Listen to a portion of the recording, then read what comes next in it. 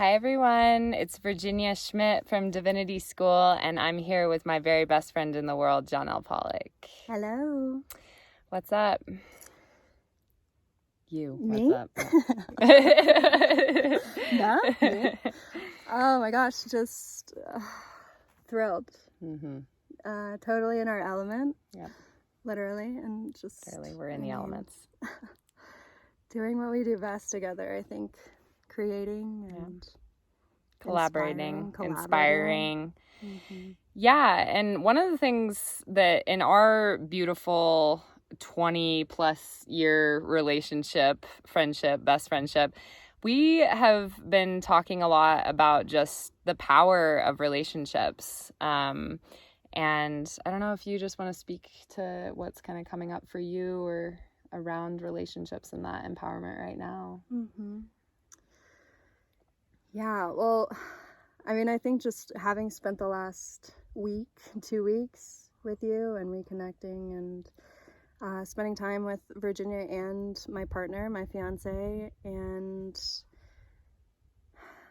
just having open conversations, getting really vulnerable, working through stuff that's coming up. I think there's been a lot of shadow coming up for us and anxieties around relationships with other people that we have in our lives right now. Learning how to use those to grow and to, know that we're not always going to show up in the most compassionate and understanding ways or, be full on, but showing up anyway. Showing up. And that's what we're doing right now. We're just showing up. Amen. And something really powerful that John L. and Eli talked to me about, and they have such a beautiful communicative relationship. And that vulnerability is really there, and that acceptance and then communication and expression of what is, and a really powerful tool that they shared with me.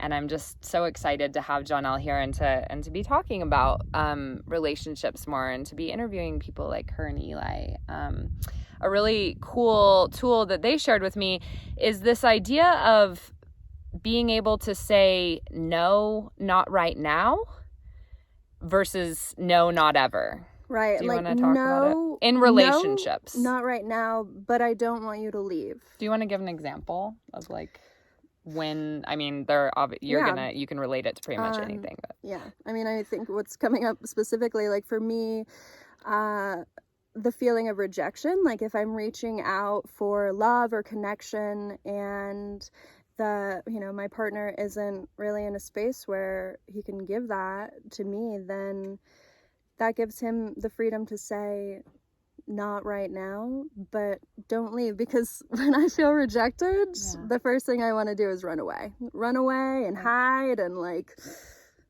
isolate, close. Yeah, close. Yeah. And, that rejection just hurts so much, but it really doesn't, when you know that relationship is secure and the person really does want you to stay. Right.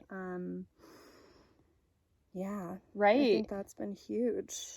Yeah, and just being with what is in that way and knowing, this too shall pass, that it doesn't mean forever. And that's been really powerful for me as well, as far as in a relationship, when you, or just asking somebody to hang out and they say no, and you can create this whole narrative around that about they don't want to hang out with me, in general, and you're, instead of accepting it, you're projecting and creating this whole thing rather than realizing that, oh, well, not right now, but that doesn't mean not ever. And I feel like this is really just related also to just accepting ourselves for whatever is coming in the moment. And even, in the larger spiritual path, it's being really forgiving and gracious and compassionate with ourselves of not as far as maybe my heart is closing, and I'm at least able to notice that and even say okay, well, maybe not right now, my heart isn't opening, but that doesn't mean that. Right. And something too that's coming up for me that I've really been working on is being able to express myself in an emotional, really charged state Right. being able to explain that emotion. And then when I can't, being able to say, hey, like, I just want you to know that there's something here for me right now. Like, I'm going through something, I'm really feeling stirred up, but I don't really have the words to put to it yet. Like, I don't really know how to say it to you yet, but something is there, and soon enough, I'll be able to share. Yeah. And that's an opening. Like so that's really beautiful, right? We talk a lot about like, you can choose in any moment or noticing, is my heart closing, is my heart opening? And so maybe just getting to a little bit more open in that way. Like, I'm not fully ready, but I'm going to open to being able to say, like, there's something here that's making me want to close, basically. And, that maybe that openness isn't there to be able to fully express it in the moment. And another thing that this makes me think of, so something I've shared on here is, I think it's from it's by, Dr. Stephen Hawkins, and it's about what do you call it when you muscle testing? Yeah. And I can't remember the name of the book, but it shows these emotions and how each emotion is at a different frequency. And there's neutral, and the one right above neutral that can take you to that expansion versus like the ones down, right under. I think right under neutral is maybe pride, and then you start to get real contracted into like guilt and shame. Yeah. But that one that can just take you just into that expansion that eventually goes up to like love and enlightenment, that starts with willingness. And I feel like that's what you're talking about. Like, you're like, I don't know the answer. Like, I'm not ready, but I'm willing. I'm willing to open just as much as I can in this moment. And yeah, I think a lot of communication is about willingness. Yeah. Yeah.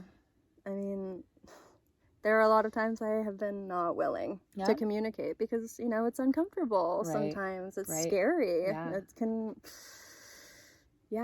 bring up a lot to really open up to somebody. Yeah. And especially if you're still building trust with that person, that can play into it too. Right. And I think with all of this, the underlying with all of this is, having this awareness, coming back to this practice of what is in every moment and checking in with your heart and just noticing, again, even if you can't fix it right away, even if it's not right now, like becoming the observer. Right. Maybe not fix it, but like identify. Don't use identify it. Like, there's nothing to be fixed, right? Exactly. It's just exactly. being with it. Right. And and by being with it, we're open to what it really is. Exactly. And that's so poignant because it's like you get out of that mindset of something needs to be fixed to just like, and I think of this sometimes, it's like anything that is must be okay. Because it is like it's happening. So how can it not be, it is. So how can it not be okay? It simply is. So, yeah, and when you come into that willingness and that openness, you start to see it in that way rather than obviously from that level of problems where you're looking to fix. Look at that's closed. It's being closed. Yeah, trying to fix in yourself or somebody else either, which is just like, don't even go there. Right, don't even go there because you're the only one who has the power.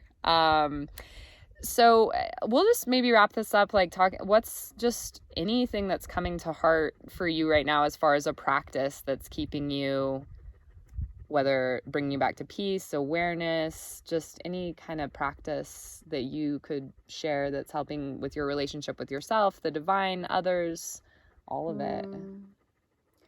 Yeah, I mean, I'm just feeling a lot here when you say that. Just like this constant coming back and connecting with here, like our power source, like how is that feeling? You can feel if you're closed. You can feel if you're hurting, if you're heartbroken, if you're in a situation where it's like, ooh, this is painful. And you can feel the love there. And whether you're by yourself or with somebody else, I think just starting from this center point is something huge for me. I know my heart is just so powerful, so beautiful, so pure, and I believe that all of our hearts have such wisdom and truth, and connecting with those, we can really move forward in an authentic and honest way.